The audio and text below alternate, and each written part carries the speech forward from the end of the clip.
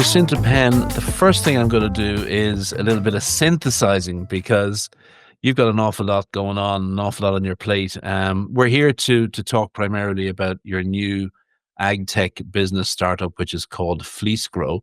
But when I dig under the surface, there's a whole lot of other stuff going on as well. You're a learning designer for e-learning courses, and you deliver those as well. You're a face-to-face trainer. You're very familiar and you work extensively with AI and chatbot tools. You're into virtual reality, you're into augmented reality, you're into learning management systems. So why don't we just condense all of that into one word and call you an entrepreneur? Would that be appropriate? Yes, that would be, I would say a technical innovator or an entrepreneur would be a great description. A technical innovator. Oh, I like that. That's very good. Yeah.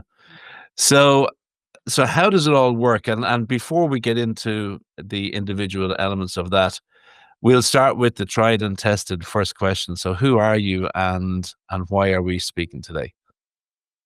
Well, my name's Jacinta, and I'm from Auckland, New Zealand. And my husband and I have co-founded a business called Fleece Grow. And it all came about because I did a master's in technological futures, and I fully intended to develop something based on my e-learning and technology skills and that sort of thing. But during the masters, they said to look around and see problems that needed solving. And I live in a horticultural area, so it led me in quite a different direction to what I was planning to do. And we've ended up developing wool-based products for horticulture and agriculture. Very good. And that's the reason that I was so intrigued to have a chat with you today, because I'm from a sheep farm myself, growing up, dagging sheep and pulling the wool off the wire and the briars around the fields of Ireland. And in New Zealand, of course, I was involved and still am involved very much in agriculture and primary industries. So anything related to that and related to innovation within that sector, I'm really keenly interested to follow up. So the other thing that I'm interested in is I'm involved in a horticulture business here in Ireland as well. And as you know, there is a big move away from peat products. So we've been experimenting with a few different products like cocoa peat as a growing media, and to see sheep's wool coming through as a potential growing media option for horticulturalists is hugely interesting. So I can't wait to get to that. But let's go back to the start. So you have been involved in e-learning since 2011, if I'm correct. Yes, that's right. Yes, it was a transition. I'd been working in as a career consultant and doing ability assessments and training workshops with people getting back into work. And I saw a need for online training. And so I started figuring out how to do that and found some great combinations of tools. Over time, I developed that skill and started passing it on to others, running workshops and talking at conferences and things like that. And really important part of that kind of role is always keeping up with the latest technology. And it's not necessarily about using it all the time, but knowing what it's good for and when to use it and when not to. Yeah, which is a kind of a very widespread challenge when it comes to technology, isn't it? Because if I think about farmers, for example, one of the major challenges farmers have is, what the hell do I use? Because there's so many different options, say around precision farming, for example, that farmers are completely bamboozled by the amount of options that there are available. But it is important for them to know what is available and what the general trends are in technology. And then they need somebody like you to help them say, right, I don't need this particularly, but I could do with that. And maybe putting that together in combination with that over there, I have the solution that I need for my farm. Is that kind of the way it works for e-learning as well?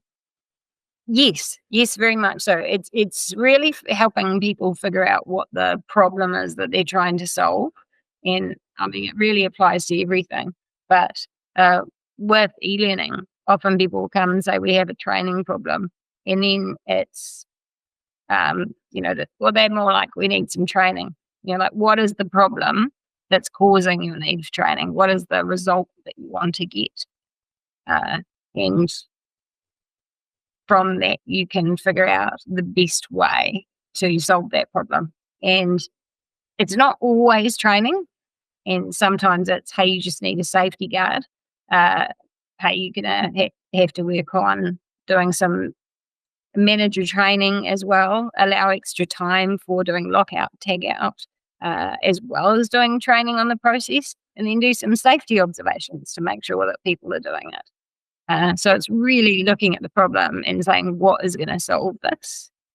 And that's where I've been working for the past decade. In fact, before that, I was in technology sales, and that you looked at it then too. What's the problem that you're trying to solve? This would be the best solution for that. Yeah. Lock in, lock out, tag out. Is that what you said? Yes. Yeah, One that's when you put a lock on a machine so no one can turn it off when you're working on, turn it on, sorry, when you're working on it. Okay, gotcha. So let's dig into this a little bit further. Are you working primarily with manufacturing companies? Is that what I'm picking up? I did actually work. My first job was with a food manufacturing company, working with them on all their safety training, and in looking at autonomous maintenance and 5Y and things like that. And then I worked for all sorts of companies since then. So I've worked with Fonterra, the councils, we call them DHBs here, the hospital boards, maybe you might call them. And with all your one-on-one trainers who are wanting to put some of their stuff online as well. Okay. So could you just walk me through a step by step? So obviously, if you have been given a lead or if you go and do your outreach and you bring in a potential client, what is the actual kind of, is there a 5-step process to actually working with that company? It starts with a discovery call, I presume. And as you said, you need to identify what the problem is. So take me from there to actually finishing the job with this particular company. Sure. Okay. Well, you do start off with that discovery call. Often people are coming to me because they've already seen my work at conferences and things like that, or had training from me, that kind of thing. But we talk through what they're looking for and I'll do a proposal. But once we've actually secured the work, that we always start with what I call a savvy start or a 2-hour workshop, just really figuring out what that business result is that they're trying to achieve and how they're going to measure it at the end. And once you've got that, you start to uncover some of the problems that they might have been having that are stopping them from achieving that result. And it might be a culture thing, a motivation thing, a training thing. Is it training for skills or for knowledge? And then you figure out, okay, well, if it's knowledge, we can teach where to find it, but not everyone can memorize everything. So we need to create some resources as well. If it's a skill, say a customer-facing skill, you might have to practice it. And so should we do some practice scenarios? And that might be e-learning. Or nowadays, we might use a tool like 11 Labs and create a role-play character that they can actually practice with. So you can actually go online and talk to a virtual person in a role-playing situation. Yes. So they can have someone who's being the customer, and we set up their whole character and profile and make them grumpy or friendly. And if certain things are said, they might respond in certain ways and give them some background information that the customer service person needs to dig out, things like that. Oh, wow. That is huge, isn't it? When I think of sales training, for example, the ability to role play and pick out your certain customer personas and practice selling to those people. That's absolutely enormous. And is that a fast growing area of the technology?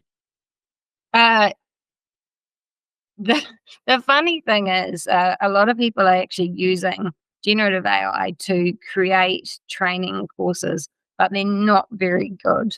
They're more really informational. They're structured information, and they're not always done with good instructional design practices like scaffolding. So where you start with a little bit of information and you build on it, and then you practice with it, and then you take away some of its supports and you practice some more.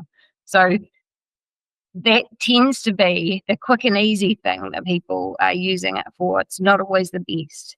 I looked at generative AI and I looked at the good things about it and the bad things. And I thought, what would this really be good for?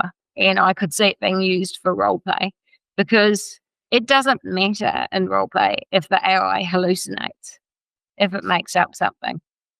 Customers can say anything. You don't know what's going on in their lives, or, that sort of thing. So you're not going to cause any issues by having an AI as a role play character. Nothing's going to go wrong because of it. And what I'm doing with my characters is I'm also getting them to do a debrief with other humans afterwards, saying, how did that go? Do you think it would be like that in real life? And we're setting up the AI to switch to a coach at the end of the role play. So it gives a review on how they did and makes some suggestions for how they could improve. And in the human-to-human reflection afterwards, we say, do you think that was good feedback? Do you think it was fair? That kind of thing. So it's not always about the activity. Sometimes it's about the reflection that comes afterwards as well. Yeah. And that's all that good instructional design. So when you're in that meeting with that customer, that 2-hour meeting at the beginning, you've got all this knowledge, and as you're talking through their problems and the things they want to achieve, you start thinking, well, this could be a good solution. That would not be. That could be a good solution, but it would be expensive, and you can roll out some options for them, things like that. Once you've figured out that goal, then you can use a framework like Kathy Moore's action mapping, and you can say to them, okay, to get this goal, what do people actually need to do or not do to do this? So tell me what they do in their day that you want them to be doing for this, to meet this goal. And then you think about what would be a good practice activity for that. And then you think about, right, what information do they need? Because most people start with all the information and want to pile it on everyone. But really what people need to know is what they need to do at work. Yeah, so you layer in the information in a kind of a drip feed fashion. Yeah. Yeah, and in a practical context where people can absorb it more readily. Because it's all about how people's brains work, keeping them engaged, making sure they don't have cognitive overload from a huge information dump. So we start with that workshop. And by the way, have you sorry to cut across you, but have you studied behavioral psychology and learning psychology and so on to be able to apply it to all of this, or have you just learned on the job? Both, actually. I studied career counselling, or they call it career development, and that studied a lot of how people's brains work, what motivates them, and the psychology side of things. And I've studied HR as well. And then I did a certificate in e-learning and facilitation. So back to the process then, you've identified the need, you've identified the potential solutions, you've put a proposal to the customer. What happens next? That workshop will be after you might be after you've done a quote, or at least done some scoping, that sort of thing. So this is really getting into the nitty gritty of, right, what is this going to look like? And then you give them a design. And you might do a one-page design, or you might do a full storyboard which explains exactly what's going to be on every slide. sort of thing, for want of a better word. I try not to make my e-learning too much like a PowerPoint, so it's I don't like using the word slide, but I'll use it here. Every part of the story. And you use narrative techniques. Sometimes you use gamification, and sometimes, as I mentioned, you use online resources. And it's all figuring out what's going to be most appropriate information across in a practical, useful way that people will know exactly how to apply it going forward. So, Yeah. you do the analysis, you do the design, then you do the development. And we're building it in a tool like Articulate Storyline, which is kind of my specialty, or Articulate Rise. And Rise is a templated approach. You can do it in mobile. It's very quick, but you can still apply instructional design practices to that. You can still add narrative approaches. And you can even insert interactive pages from something like Storyline. I like Storyline because I can customize it to do exactly what I want to do, create interactive learning, and make it very much about the job. So if you're doing food safety in a childcare situation, you can show a childcare and show the kitchen in a child care setting and show the thermometers and get them to test the temperature of the food that's being delivered and have a wash basin in the side that they have to touch before they do anything. Otherwise they get a reminder, things like that. Goodness me. So you theoretically could have, and you probably do have customers all around the world, do you? Because it's all online. Yeah, I have actually worked with a lot of different countries. Mostly I work with New Zealand clients, but I've worked with Australia. Recently, I did a project with Diabetes Australia, and that's one I'm really proud of. And we developed a game in Construct, actually, for kids who've just recently been diagnosed with diabetes type 1. And it's all about how to manage diabetes, making sure you have the right gear and what happens, what should you do if you lose it, and how to manage your blood sugar and take your insulin and things like that. And it was all part of a quest with dragons. Yeah. Okay. Okay. And are you responsible then for the delivery of this course, or is it self eat what you want? Do you know what I mean? These are self-paced online generally. We do some blended learning where we might provide a workbook for them to do the training. But you really want subject matter experts doing actual face-to-face training if you can. You don't want an outsider because they're not going to be able to answer questions. But we can help with the design of workbooks and the structure and things like that. Okay. It's a fascinating area, it really is. And I'm just wondering about AI. You're obviously very familiar and you work a lot with AI tools as well. Because it's online and because there are AI elements, are you in competition now with a lot of remote providers of this type of instructional design work? So in other words, could I go online and find an instructional designer who will work as a freelancer for X amount per hour or X amount per job? Is that a thing?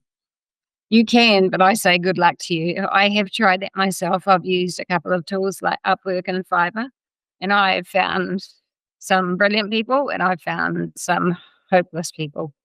And it's really hard to manage that kind of level of work. Um,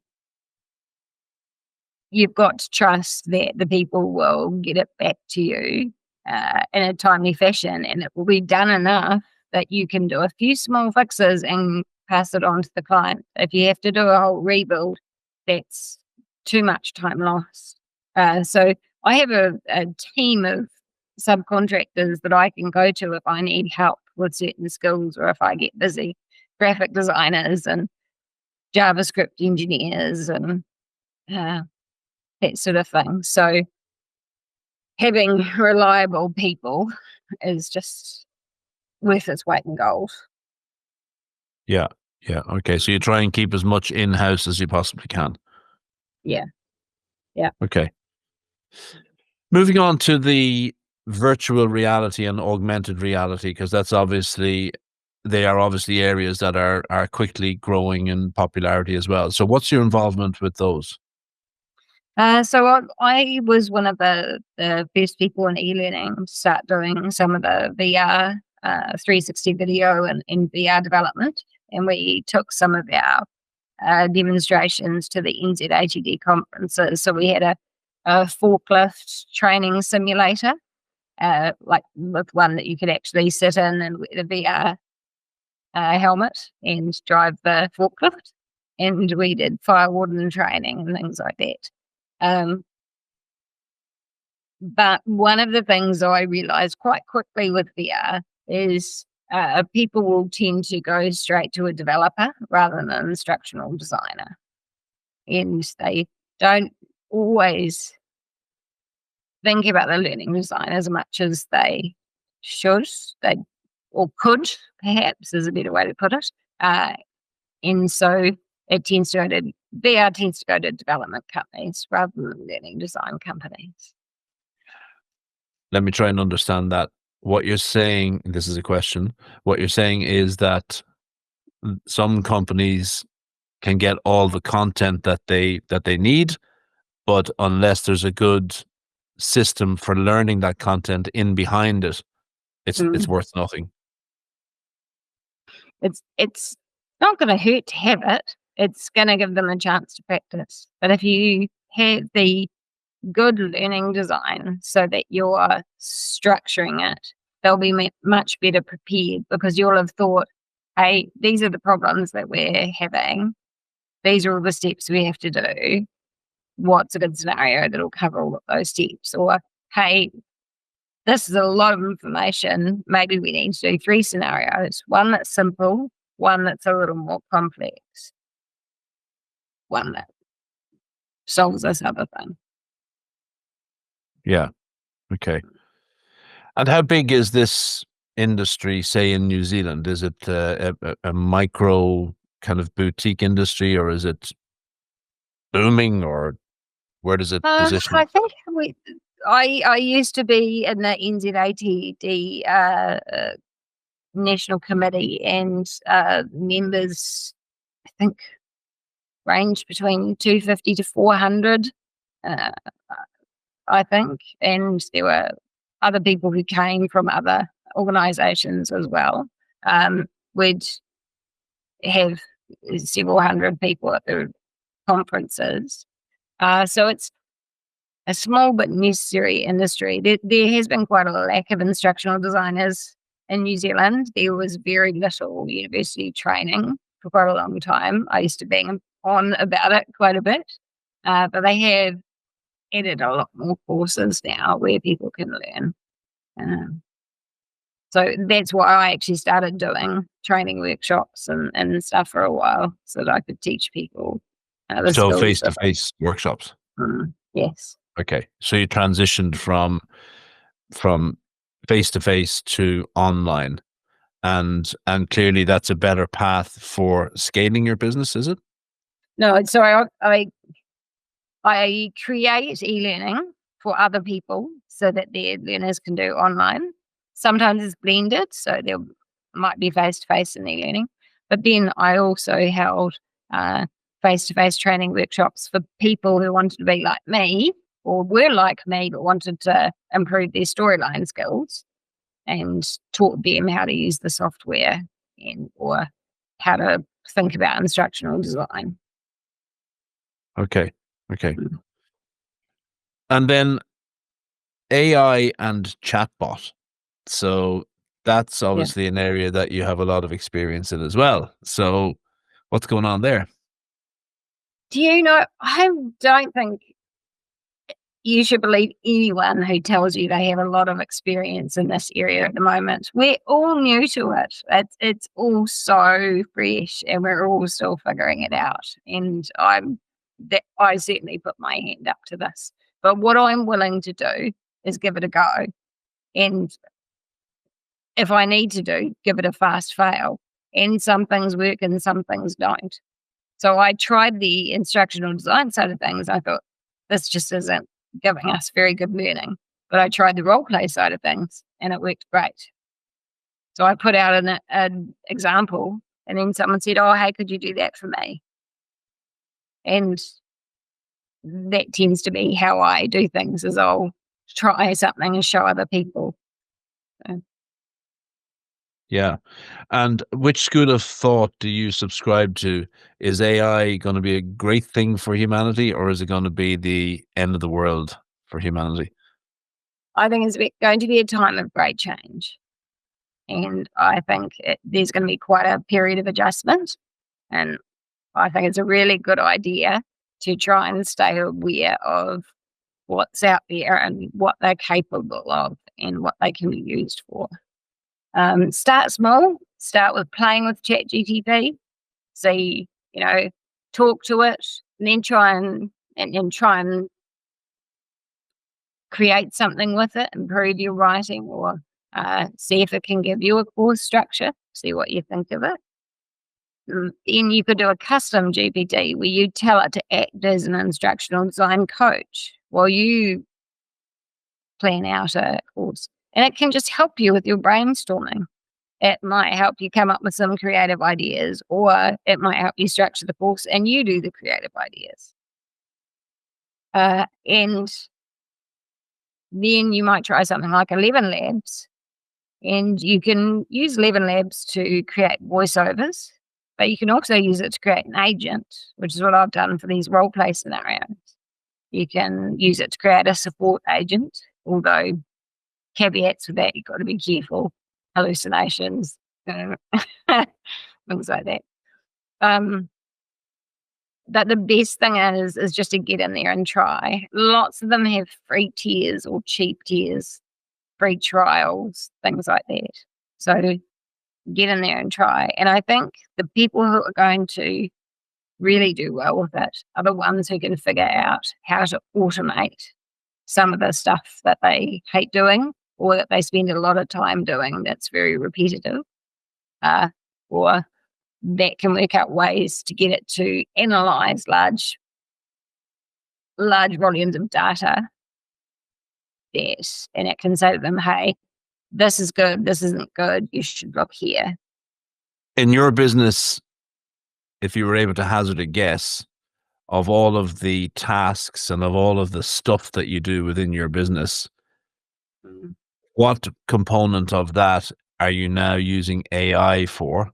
Is it like 5% of your business, or 10% of your business, or 50% of your business? And what is it likely to be in 3 years' time? Oh, that is a tough question, because I've got the fleece grow stuff going on. But for the work right business at the moment, it is at least 50% of what I'm doing. But it is a mix. It is definitely a mix. Yeah. So the AI component of your business is growing quickly. Yes. Yes, Okay. definitely. And the thing is, the tools are getting better all the time. So, for instance, as a e-learning professional, you'll make animated explainer videos quite a lot. And there hasn't been a good tool for that yet. But Google, just a few days ago, released VO3, and Powtoon, who I used to make animated videos myself, had already set themselves up so that when VO3 came out, they'd be able to use it straight away. So now you can have, using Powtoon, you can have a variety of different scenes, each with their own video, short video, so then that combines into one nice, beautiful video. Wow, that's incredible, isn't it? Yeah. They had it out within 24 hours or less of VO3 coming out. So really thinking ahead. And that is a tool that's used by a lot of e-learning professionals and marketing professionals already. And they've organized it well. So you have a tool like VO3, yes, it creates a great video from text, but Powtoon is allowing you to structure it and use it in a way that's a practical day-to-day tool. And the same with 11 Labs. Their agent is using the other LLMs as a base. So they haven't created a large language model. They've just put a tool on top of it that makes it really easy to use. Yeah, it's incredible. So I'm educated now this morning. I didn't know an awful lot about e-learning and instructional designers and so on for e-learning.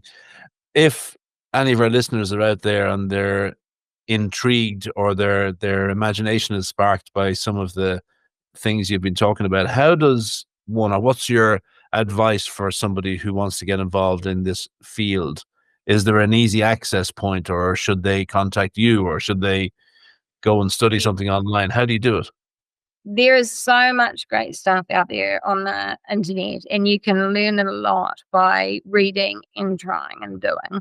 And then you can decide if you want to do the qualifications. But there's also lots of really cheap training courses on LinkedIn as well by some very amazing people. You've got David Anderson, Ashley Chesson, Chris Hodges, Kathy Moore. There are so many more I could name, all out there doing some really great learning and sharing articles and blogs and things that you can learn from. So then once you follow them, then you'll see other people as well. There's lots of stuff you can download to learn from, tutorials you can do. I did start with the actual e-learning tools just learning online. So I did a lot before I went and did my e-learning certificate. So yes, you can learn a lot before you decide to commit to a qualification. Yeah. And just one final question on this. You said that you can apply these skills and learnings in your business to many, many different sectors. Do you also work with the agriculture sector? With the AI, not yet. Well, with the e-learning. I don't think any how. of my clients have been in agriculture actually. It's quite Yeah. interesting. They're more doing the face-to-face training out in the field. I think with their pickers and growers. Yeah. Yeah. So how has the transition been from a hugely technical business into the world of sheep's wool? That's quite the change, I've got to say. It's pretty impressive. It is so different. And sometimes I would question myself. I'd be like, you've got this great career. It pays well. It's really interesting. What the heck are you doing? But I really saw a need, and I thought this is somewhere I could really make a difference, because when I was doing my study and I was looking at indoor growing, and I ended up helping Co-Food and Fibre with a agri-tech STEM kit. It was a really nice combination of my learning design skills and my newfound interest in indoor growing. I need to stop you there. I need to Yeah. stop there. Just go back. So all of a sudden we've jumped into the world of indoor growing. So where was that idea? Where did that come from? Yes. In 2020 of all times, I started doing my master's in technological futures. And my plan was that I would focus on doing some kind of educational app. I even got a prototype created for an augmented reality coach to help kids with math. And but it really struck me at a time, because I live in a horticultural area. I saw how the growers were struggling, and they couldn't get workers. They were getting hit by storms and then by heat waves and flooding, and it was just so challenging for them. And so I started looking at indoor growing and all the technology that's used for indoor growing, and looking at how you could make it more commercially sustainable. Because even then I could see the writing on the wall that it was going to be a real struggle for people to make it pay. And that's come out in the last few years with so many people going under, or almost going under. Yeah. So yeah, for anybody who's new to the world of indoor growing, it was originally kind of created as the savior of the food system. You know, the ability to grow very large amounts of food in very small enclosed places in shipping containers and in warehouses and on top of roofs and so on. And yes, there is merit to it, but the biggest single challenge is that it's very difficult to make a return on your investment for various reasons. Power being probably the biggest reason. The cost of power is that what you encountered also? Yes, there's quite a few reasons. I think that the leafy greens were one of the biggest issues as well. If you look at a lot of the growers, they've transitioned out of doing lettuces now. They're going into strawberries and saffron and all sorts of other things because it is quite hard to make leafy greens pay enough to pay for all their infrastructure. So the cost of the infrastructure was the biggest challenge, and then the electricity costs, and then it had to be automated to keep the labour costs down. So there was all that automation. The costs just kept piling up, but the payback wasn't good enough with leafy greens. And then, of course, the cost of electricity went up in some other countries, not so much here. It is expensive here, but it didn't go up as much as it did there. And that made it a real struggle. Yeah. And I think that one of the big reasons is, this sounds ridiculous, but if you take a like a basil plant, for example, you can grow a basil plant outdoors or you can grow it indoors. It will cost you a lot more to grow it indoors, but it's still the same basil plant. You're not actually adding any value to the basil plant, so therefore you can't command a higher price for it, right? So therefore, a chef or a householder is not willing to pay any more for that basil plant that was grown indoors. So therefore, the costs of production are going to be bigger. Have I got that right or wrong? Or I think there would be people that would disagree with you on a couple of those points, and that indoor growing can be done a lot closer to the consumer, and so you are getting a fresher product quite often. You what was the other thing you mentioned? yeah, the quality of plant. That's a very good point about the food miles there. Yeah, that is for sure. Yeah, the food miles. Yeah, so you've got reduced food miles. Got the fresher actual plant itself. And I So suppose there's less a potential for pesticide free. disease Yeah, and the pesticides and so on. pesticide free one was a big one because people are willing to pay more for that. So if you can manage to keep it pesticide free, which is still challenging in indoor setting, then that's a big plus. Yeah. Okay. So you saw this need in the agriculture sector for some solutions, and that set you Yes. off on a course of education, really. Yes, so we got a 20-foot container, and I have a half-built vertical farm in my backyard, and we started growing leafy greens, and I quickly found out that knowledge is a huge part of the equation, and it doesn't matter how many videos you watch or things you read, there is just so much to growing, and a lot of it comes with experience. And then the time you spend on things like cleaning and harvesting all comes down to good farm design. If you don't have good farm design, everything will take hours longer. So I can personally attest to this because we're in year number 6 now of our flower farm, which originally started out as an organic vegetable farm, and we've made the transition to flowers.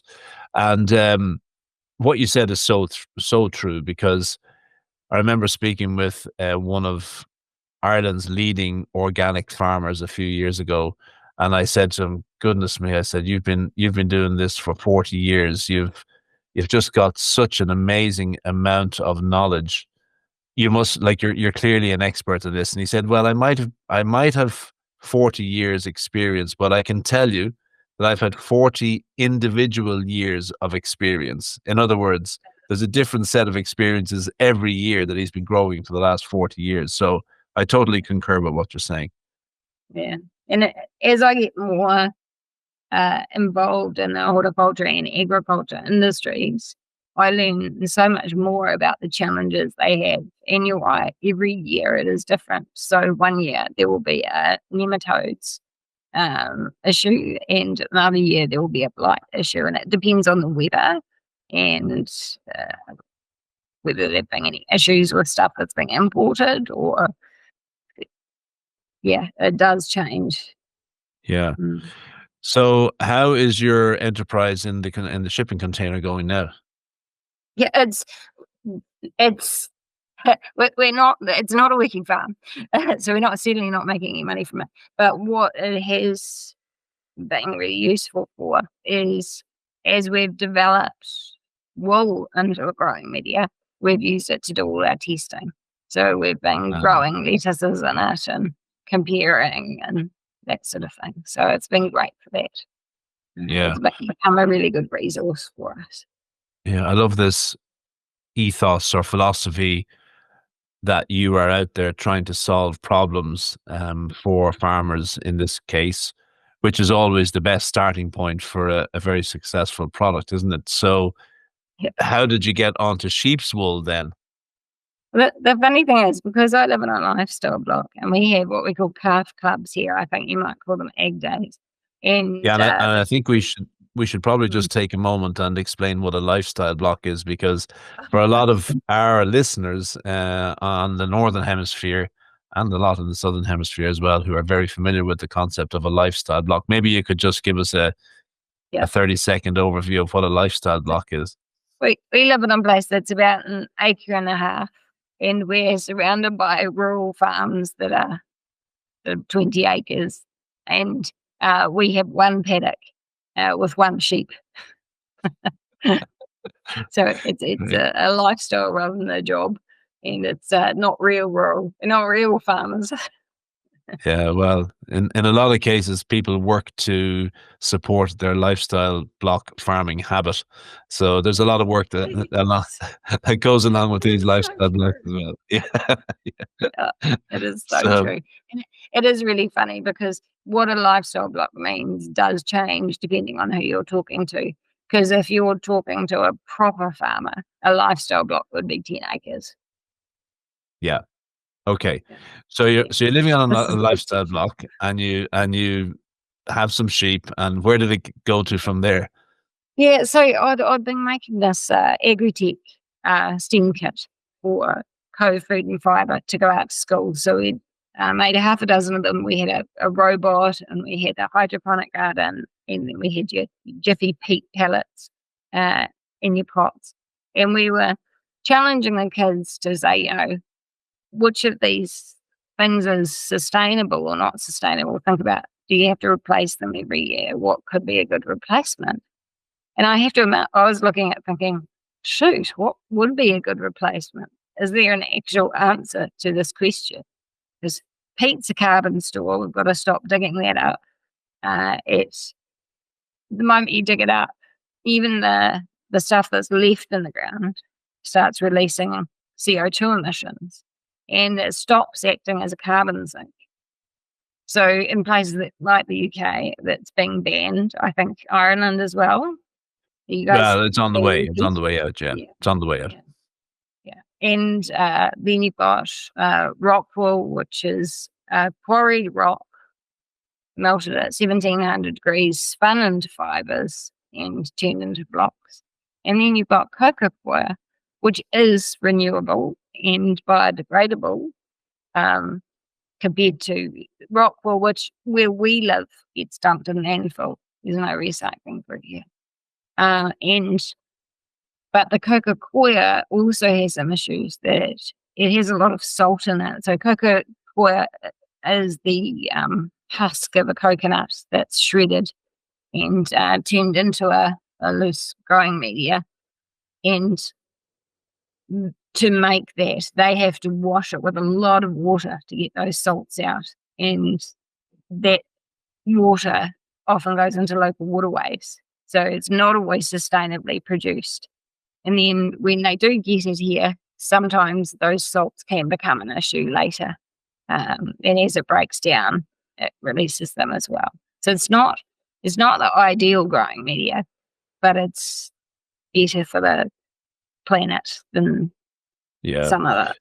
Yeah. This is truly an amazing story because so let's set the scene. Up until 2 or 3 years ago, maybe 5 years ago, and I'll take the Northern Hemisphere, for example, I would say that between 95 and 100% of horticulture, like nurseries and so on, the growing media was peat. Okay. Um, now, what a lot of people don't know is that the tomatoes that you buy in your shop, which are grown on a large scale, say in the Netherlands, most of those tomatoes are grown in rock wool, which you've Mhm. described, which is rock, which is quite incredible. And I can only imagine. I haven't seen the process happening, but I can only imagine that the process of transitioning rock in its hardest form into a growing media takes a lot of power, a lot of energy, and a lot of heartache to get that right. So we can imagine how that affects the environment. And then if we go to the cocoa peat story, so the main countries for growing cocoa peat are India, Sri Lanka, Philippines, Brazil. So in order to get that growing media into the northern hemisphere, in this case, there's a huge amount of miles and energy and diesel involved in making that happen. So it's a real dance, isn't it? Where Mm, we're trying to limit the use of peat in order to make the land more sustainable and bring it back to its original form. But yet we're spending a huge amount of money and energy on getting the substitute products into the various countries that they're going to. So yeah. you've come So across you've come across sheep's wool. yes, exactly. Well, one day I was looking at my paddock, and the thing in New Zealand, and again, I think it's the same in Ireland, is when you shear your sheep, the wool isn't worth much at the moment. And it's improved slightly, but it's still very low value. And so when we shore the sheep, we just left the wool there. And it sat there for nigh on 2 years, between a year and 2 years, that wool just sat there. And I thought, I've never known a natural product to be so slow to biodegrade. And so I started researching it, and it's a fascinating material. Most people are really aware of the great things about wool when it comes to textile and insulation, but they don't realise that wool's quite magical in the way it can handle water and uh, the nutrients that it has in it. So wool is actually between 10 to 17% nitrogen. Oh, It's yeah, and it takes 3 to 6 months to biodegrade if you dig it into soil. Whereas if you sit it on top, it'll last for up to 2 years. okay. Now you're into interesting territory. So I'm going to go back to my childhood now, and I can still see pictures of the barbed wire and the hedgerows with lumps of our favorite sheep's wool on them, like 2, 3, 4, 5 years later. So what you're saying is that that wool left in just out in the natural environment will take a long time to degrade, but if you dig it in or mix it in with soil or whatever, it'll degrade a lot quicker. Absolutely. So the the worms love the lanolin and wool and the microbes. Uh, Wool, as it biodegrades, has what's called a priming effect for microbes. It enables them to grow better, and so that improves the soil because they can actually eat what comes off the wool as it biodegrades.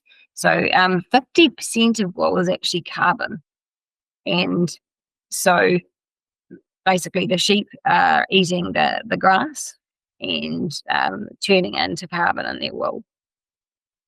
And it's a 50% of sheep's fifth, wool is carbon, and another, did you say 10 to 17% is nitrogen? yes. And then there's a little bit of sulfur and tiny amounts of other minerals as well. Goodness me, I never knew that. Okay. Yeah. So we know now that it breaks down, and Yes. you thought, well, why couldn't you use it as a growing medium? Yeah. Well, absolutely. If the thing is, it wasn't that it does break down, it was that it didn't break down. When you had it and you didn't have it in the soil, it lasted a really long time. Because when somebody's growing in a greenhouse, it's a warm, wet environment. So you need something that's actually going to last for quite a long time. And personally, I was thinking at the time of lettuce, which takes sort of 30 to 40 days, maybe cucumber, which takes 4 months. And what happened is that I went to an indoor growing summit, and I should preface this. So for the next 6 months, I played with wool. I put clumps of it and seeds together and grew things. And then I tried to find ways to hold the structure. And I broke every rule that there is about how you should treat wool. And I managed to find a way to turn it into a block. And so then I went to an indoor growing summit, and I was chatting with someone, didn't really know who he was, but I knew he was a grower. And I pulled this Ziploc bag out of my purse with these 2 wool blocks. And I said, look, I'm just wondering whether this is a good idea and if I should do something with this. And he took it out and he prodded it, and he was just amazed that you could make a growing media out of wool like this. And it turned out that he was the head of indoor growing for tuners and growers, Ah, which is a really large growing greenhouse, yeah. growing company in New Zealand, big exporter. And within a week, he had taken me out to the greenhouse and explained their growing system and the products they use and how long it needs to last and all the things they do with it. And he got me to make him some slabs, which are a metre long and about 14 centimetres wide and 9 centimetres high. So he made these big slabs and grew tomatoes in them. Yeah. And how did And they turn out? oh, really well. Yeah. So it went for 10 months, and there was a negligible difference to the incumbent growing media that was there. And yeah, great stems, produced fruit. There was an unrelated pest problem in the area at the time. So we didn't get to the full 12 months, which was gutting. But for that 10 months, it just worked brilliantly. Yeah. So I just want to talk about its stability as a growing medium, because as we know, tomatoes don't necessarily take nutrients from the rock wool, and vegetables don't take a lot of nutrients from the soil. It's merely there as a way to um, scaffold the plant as it grows, right? But it does Yeah. need to have an available source of nutrients. So hence hydroponics is really popular and really effective for getting the nutrients to the root base. Now, Yes. so in your case with blocks of sheep wool, are you using drip lines to drip feed Correct. the fertilizers in? Is that how it works? Yes, they were using drip irrigation. So, for listeners who aren't familiar with how the growing works in these big greenhouses, just like I wasn't, to be fair, I was familiar with more smaller systems. What they do is a nursery will start a seed in a little tray, and when the plant's about a couple of inches high, it'll go into a block, and it'll grow in that for about 2 months until it's about 1.5 foot high with a stake holding it up. And then that block will be put on the slab. And there'll be 2 or 3 of those blocks on each slab. And the drip irrigation gets put through that. And that slab is actually flooded for 24 hours before it gets put on. So it's thoroughly soaked in the nutrient mix. And within 24 hours of being putting that block on that slab, the roots grow through. Yeah. And like the coir slabs that you see, when you apply water, they actually expand. So I'm thinking about your ability to ship this product. So you can actually compress them and then get as much as you can onto a pallet or into a container. And is that how it works? You put the slab onto the tray and water it and it gets bigger. At the moment, the slabs we have are the same size when they're wet, whether they're wet or dry. Okay. Yeah, yeah. And does the So sheep's wool get bigger and more voluminous as you apply water? no, it doesn't. It's not like the coir, sorry, in that Ah, way. Mm. okay. So if I'm thinking But about that, a fleece on a sheep, well, you're mm, right. When it gets wet, it doesn't get any bigger. It stays the same size, no. doesn't it? See, wool has this amazing ability that when it does get wet, it can hold 30% of its weight in water within the fibre. So most people think of wool as being more water resistant, but a lot of that is to do with the lanolin that's on the wool. And we're using scoured wool that's been cleaned. Most, if not all, of the lanolin is gone.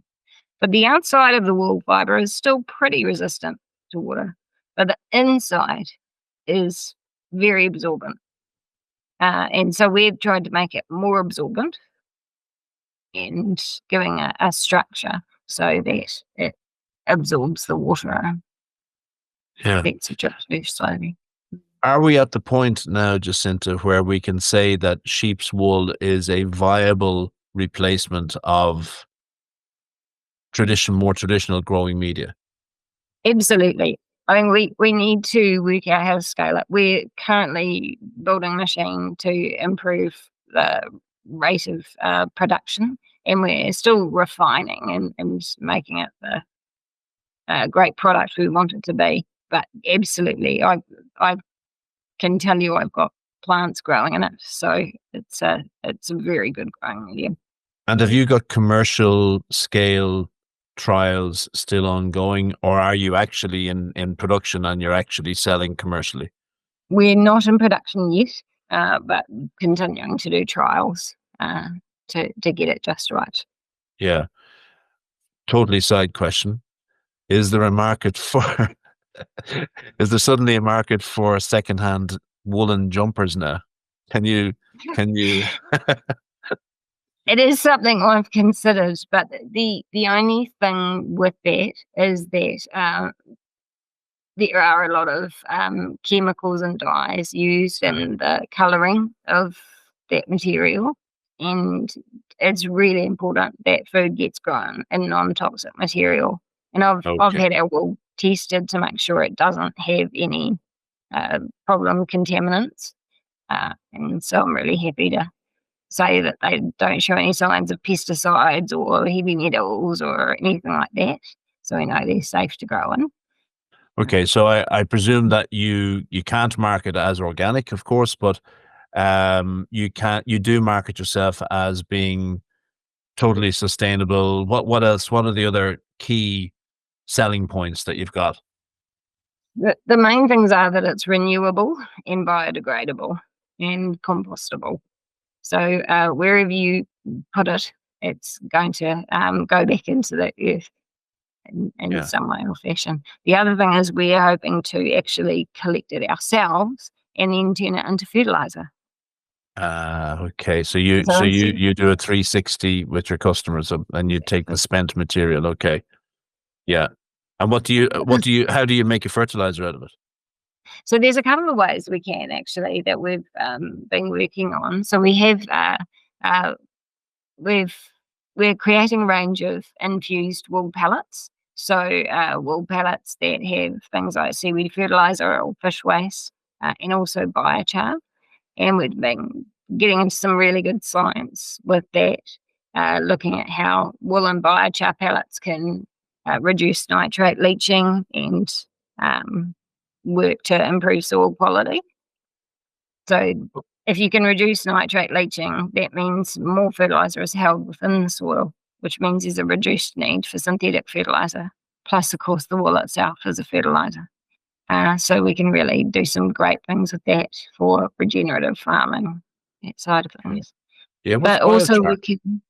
Hmm? What's biochar? Biochar is when you take woody biomass, so it might be, say, forestry waste, and you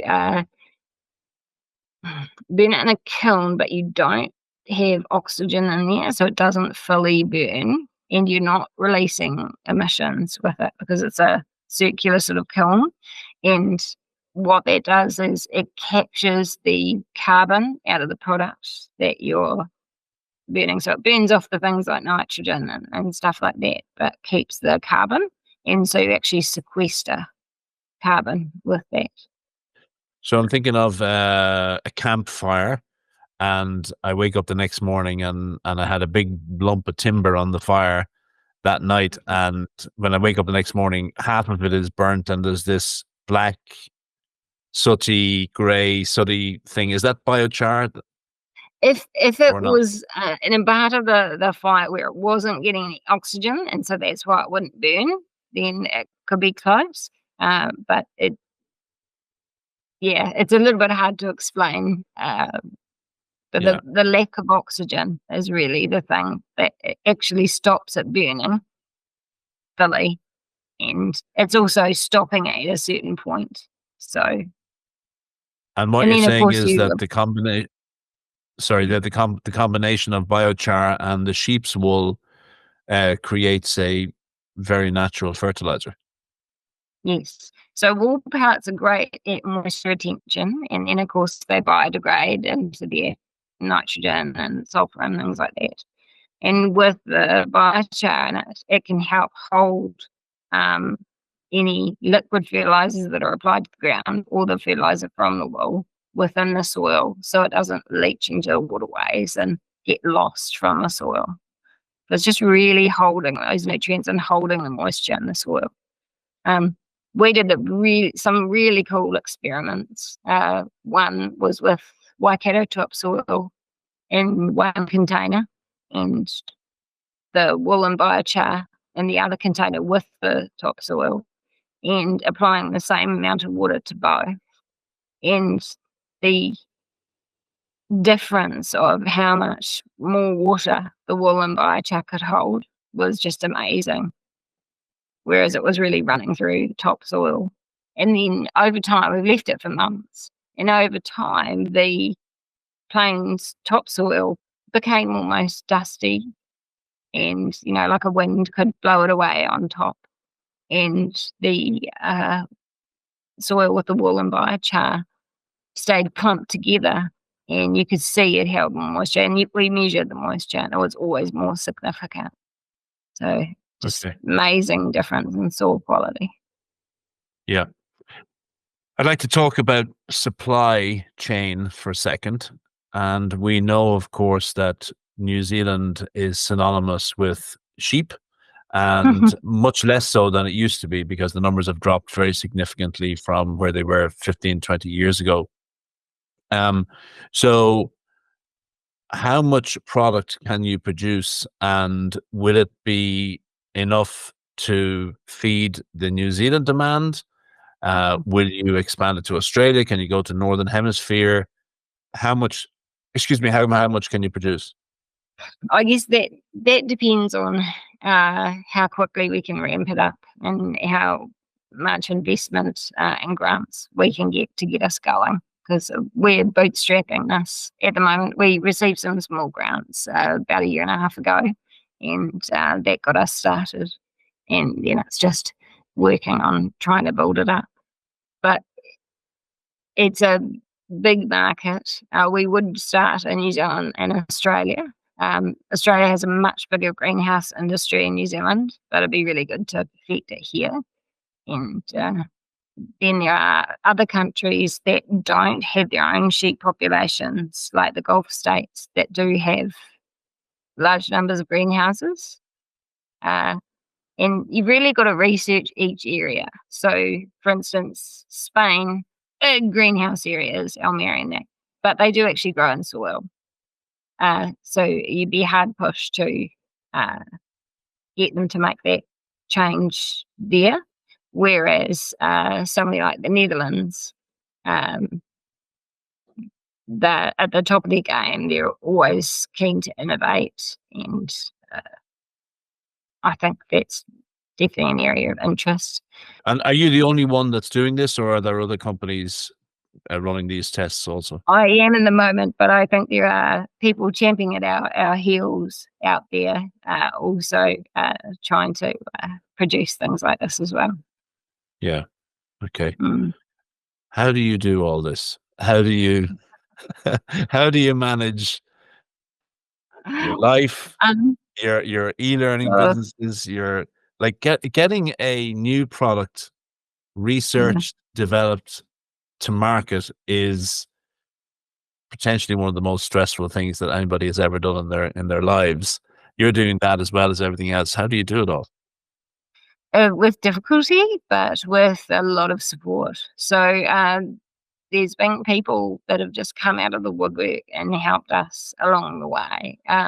Nick from Container Space, I met him at Field Days last year, and he was just a really great guy. I loved what he was doing. I said, maybe one day we'll be able to afford one of your containers and, set up our system and that and have it all around the place. And 6 months later, I put out a thing on LinkedIn saying, right, does anybody have a 40-foot container they're not using? Because my sunroom is about to explode. And Nick put his hand up and said, let me help. And, so he's helped us create a workshop out there. And we've had other people offering advice and tuners and growers working with us on trials, other people, flower growers and that working on trials. And the feedback is great. And the feedback doesn't have to be good for it to be great. So if they say to us, it's a little slow to absorb the water, we know to work on the absorbency.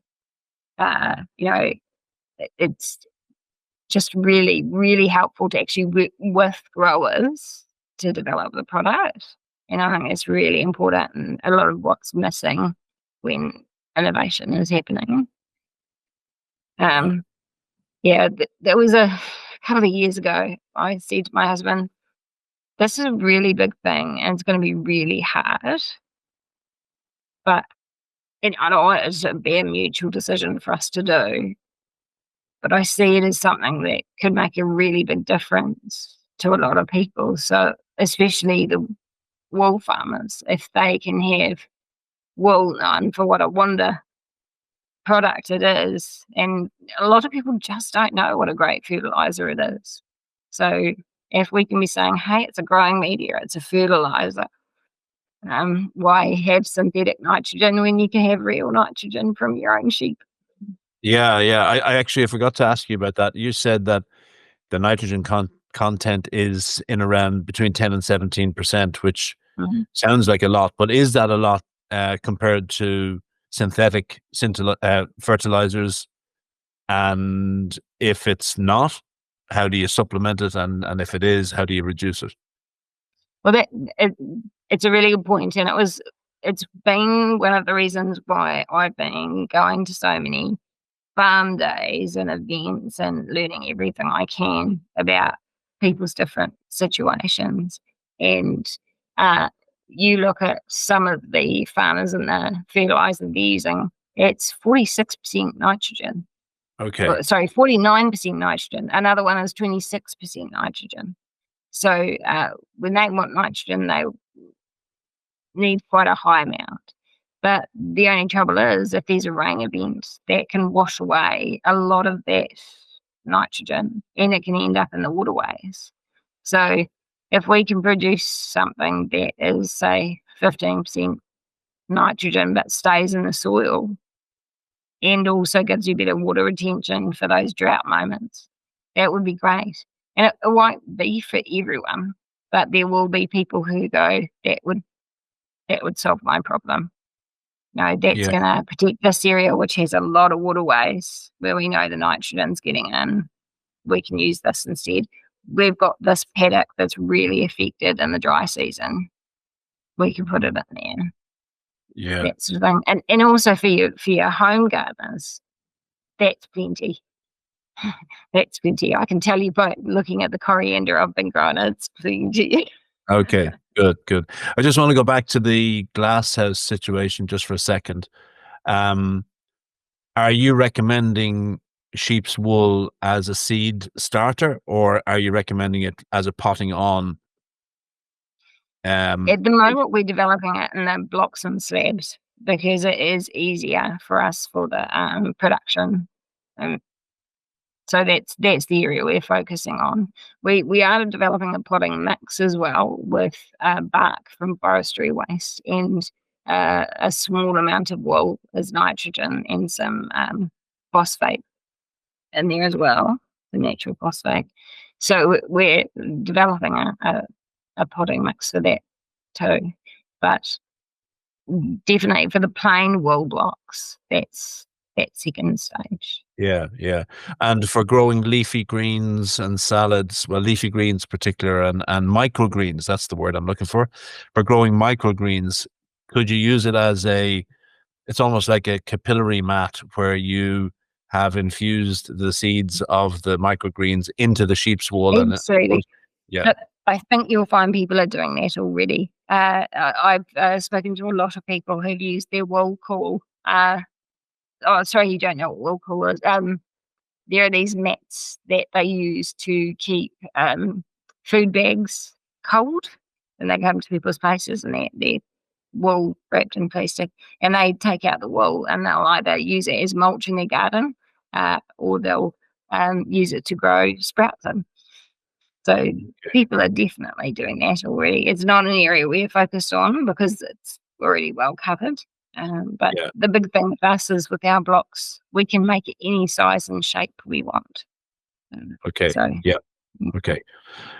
In this precarious journey of entrepreneurialism and business startup, and we know the highs, the massive highs and the massive lows that are ever present in this process. What is your big goal for 2025? It's now June. We've got 6 months left. What do you want to have achieved by the end of this year? products on the market, definitely. Having products on the market is our big goal for the next 6 months. And just getting out there and showing people what a great fertilizer it is, and then getting those blocks refined and ready to go. Also, be nice if we get some angel investment. That would be great. We're working on that too. Great. Okay, wonderful. Well, I can't wait to keep up with this story. I've confirmed in my head that if you're looking for some trial work done in the Northern Hemisphere, I'd love to help you out on the flower farm. We'd be more than happy to run a few trials if you're not doing anything in the Northern Hemisphere itself at the moment. But it sounds like you're onto a good thing. There is no doubt that there is a huge demand for this, and governments all around the world are scratching their heads wondering how the hell are we going to replace peat? Because they've basically said no more peat, but there's nothing following behind, which is truly sustainable and renewable. And this looks like a really great option for growers and for governments. So I wish you well, and I hope things continue to go in the right direction for you. So can't wait to keep up. Can't wait to catch up with you again to hear the story. I'll stay in touch, Nikki. Will do. And thanks for joining us this morning on the podcast, Jacinta. It's been great to catch up with you, and we'll talk again very soon. Bye. Yeah.